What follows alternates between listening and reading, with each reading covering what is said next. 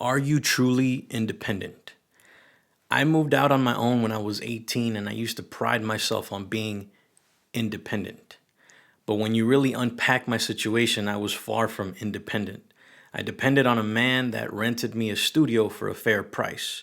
I depended on my mom who left me a car that got me from point A to point B. I depended on a job that provided me with a paycheck every 2 weeks that allowed me to pay for the gas that car needed to run, the rent that allowed me to stay in that studio, and the food that I ate, the clothes that I wore. There was really nothing independent about me, except for maybe my thoughts. And even then, my thoughts were a culmination of others' thoughts and perspectives just viewed through my lens. You may be thinking, that's not me, G. I am actually independent. I really don't rely on anybody. Let me ask you this. The phone or computer you're using to watch or listen to this right now, chances are you bought it, right? But did you make it? No, you didn't. Someone else had to manufacture that device. Another person had to invent it. Another person had to put it up on a store for you to buy it. A person had to give you a job for you to have money for you to buy this thing from a store that another person built to sell you this device. I can go on, but you get my point. Nothing you have was truly attained all by yourself. If this is the case and we truly need to depend on others, then that means that relationships are extremely important. In this week's episode, we're going to discuss the 6 human needs and how to leverage them to master relationships. This is something I learned from a guy named Eli Wild, who was one of Tony Robbins' top sales guys. Let's go.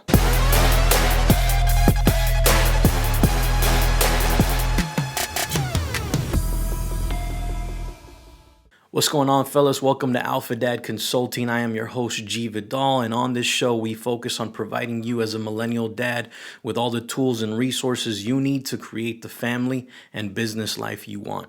In this week's episode, we are exploring the 6 human needs and how to leverage them to master relationships.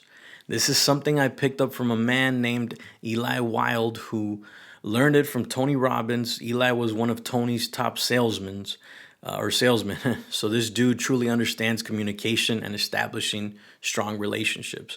Guys, relationships are extremely important in this life. If you are going to lead a family effectively, then it's absolutely necessary for you to master relationships. As a leader, you need to have a deeper understanding of people in general. Not just your wife and kids. I'm talking about friends, extended family, coworkers, and even the dude handling your coffee at Starbucks.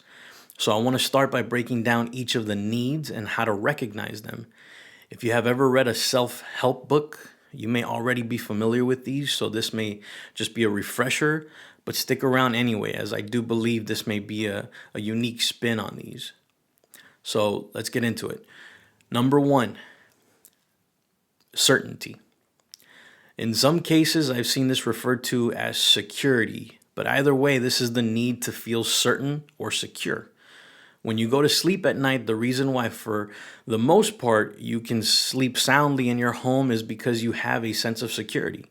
You feel protected from outside forces in your home. If you live in the States, you know we have borders and the military, police, etc. If you live in a good neighborhood, you have a sense of security because you don't believe you're going to get jumped at the next stop. I'm sure you've heard of job security. It derives from the idea of feeling secure in your job as if they'll never fire you because, of course, the business can't run without you. At least that's what some of you think. You get the point. This is a powerful need that we all have. It's the reason multi-millionaire rappers move out of the hood as soon as they get some money. Anyways, if we stop looking at the external for a second and look at the internal, this even plays into the certainty of your own beliefs, your values, your morals. They ground you in certainty, believing that those things are right. That is definitely something we all need to be fulfilled. Now, there's people out there that you will meet that take this need of certainty way too far. Those that will not make a move or risk anything because it doesn't feel safe, like not wanting to quit your job and look for another one, even though you hate the one you're doing. Most people don't do that because they're too scared of the unknown. You're not certain that it will work out, so they don't make a move. You see, this is in relationships too, where an incompatible couple will stay together because they feel secure in what they know. They're so used to each other that they don't want to risk leaving each other, even though they make each other miserable. This kind of leads us into our next need, which is number two, uncertainty. Yeah, kind of funny, right? This is the opposite of certainty or security. This is the need for adventure, the need to experience something you've never done before. I remember the first time I got on a racetrack. I went to Vegas with my wife, just the two of us. We didn't have any kids yet. Neither one of us is much of a gambler, so we didn't really go to do that. We went because we wanted to stay at some luxury hotels, watch some live shows, shoot some fully automatic weapons, and drive fast ass sports cars on a racetrack. All first time experiences for us. But the one I remember the most is driving a Lamborghini at about 180 miles per hour at a racetrack out in Vegas.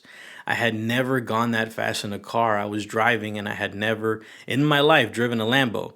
Not gonna lie, I was sweating bricks and I was nervous as hell, but damn, that shit was fun. Even though I had an instructor with me, at any point in time I could have messed up really bad, letting the nerves get to me. I was uncertain about how things were going to go, but I needed to fulfill that need. I'm sure you have some sense of adventure moments in your life as well. However, the extreme side of this need is when people just thrive on trying new experiences all the time.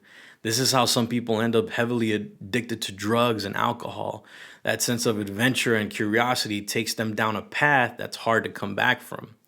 Uncertainty can be a great thing, but you need to gauge it in your own life. Number three, significance, aka the need to feel like you're the shit. The need for that pat on the back from others telling you that you're the best at something. That sense of accomplishment you get when you reach a goal. It's the need to feel special and at the same time needed by others. I remember back when I lived on my own, it was a lonely time in my life. And during the holidays and especially my birthdays, I spent them alone. I felt kind of insignificant. I longed for this need.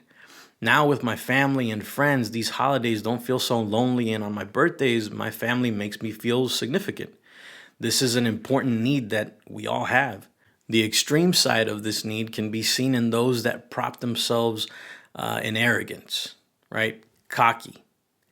Those that always present themselves as more significant than others and talk about how special they are. Don't mistake this for confidence. This is definitely ego talking. I've met a few people like this over the years that never like to admit when they're wrong. They will they will lie to protect their significant status just so they always look like they're the shit.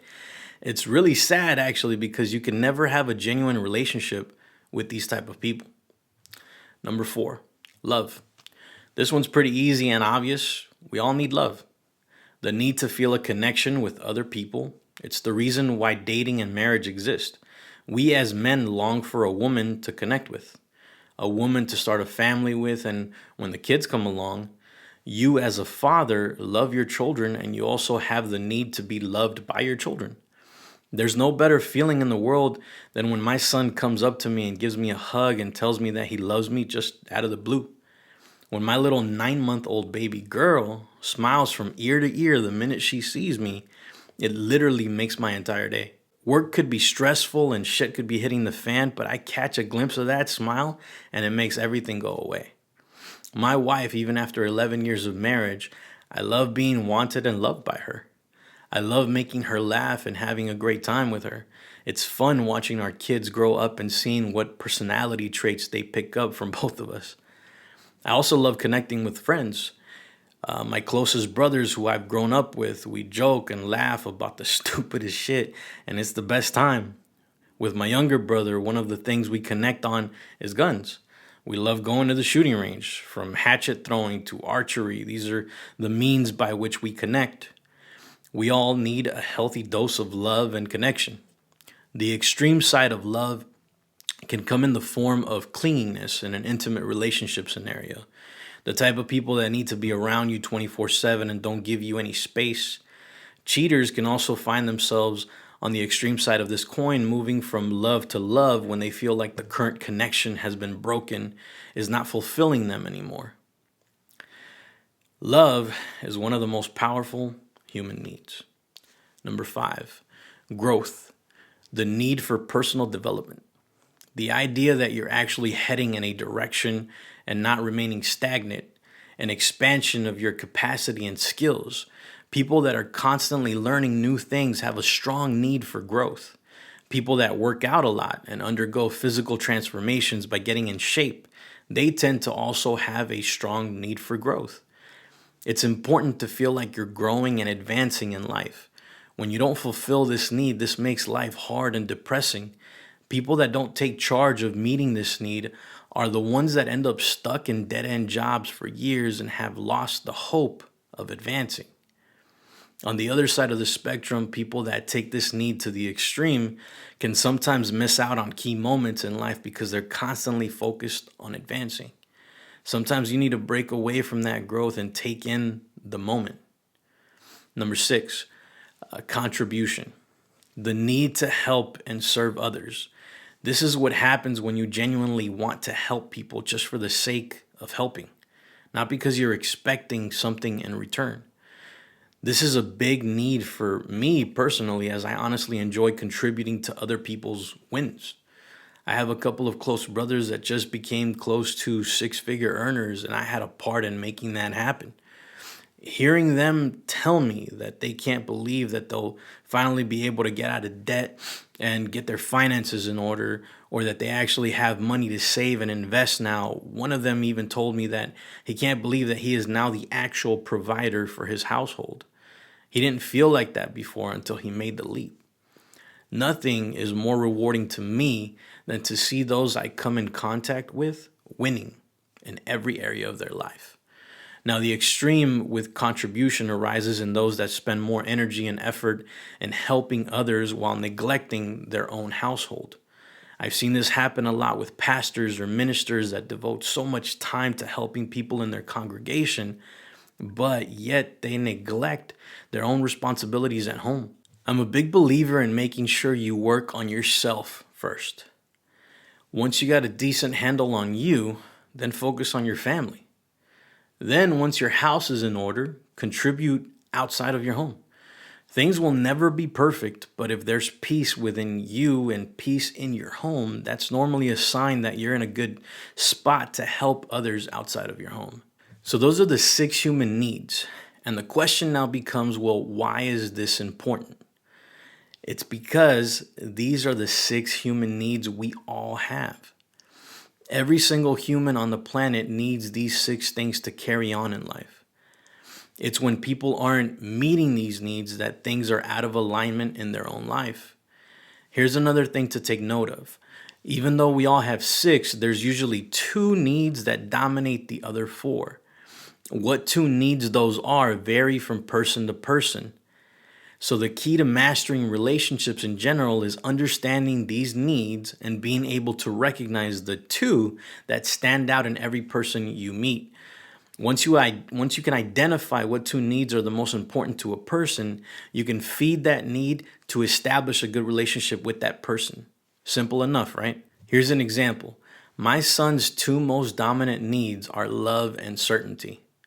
He's a social little dude and loves playing with other kids. If he has the option to play by himself or play with others, he always chooses playing with others.